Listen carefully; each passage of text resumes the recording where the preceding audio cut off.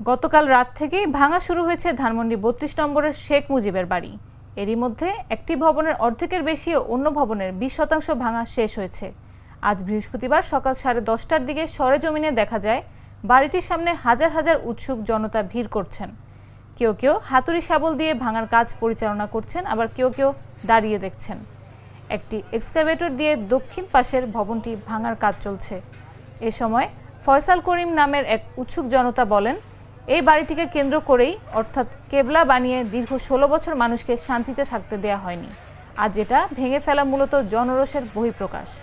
গতকাল সন্ধ্যা থেকেই ছাত্র জনতা মিছিল নিয়ে ৩২ নম্বরের এই বাড়িটিতে আসেন এবং ভাঙচুর শুরু করেন। মধ্যরাতে ক্রেন নিয়ে আসা হয়, পরে আসে এক্সকাভেটর। তখন থেকেই বিরতিহীনভাবে চলছে ভাঙার কাজ।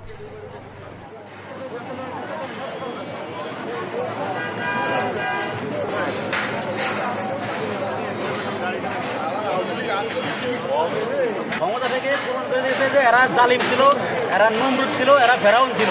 এই বাড়িটাতে ভেঙে সংস্কার করে গণ বাথরুম করা হোক। এই বাড়িটা আসলে দুইটা জিনিস করা যেতে পারে। একটা হচ্ছে এই সারা বাংলাদেশে বিভিন্ন জায়গায় শহীদ হয়েছে, ঠিক আছে, অনেকের বাড়ি ঘর নাই, ঘর বাড়ি নাই।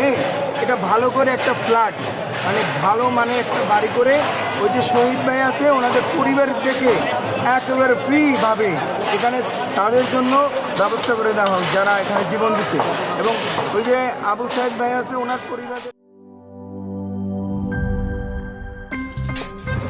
আমার একটা স্মার্ট সিদ্ধান্তে 25% গ্যাসের খরচ কমেছে। ভাবছেন কিভাবে?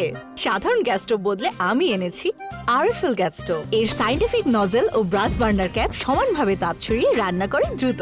তাই গ্যাসও বাঁচায় 25%, টাকাও বাঁচে 25%। আরএফএল গ্যাস স্টোভ নিরাপদ ও গ্যাস সাশ্রয়ী।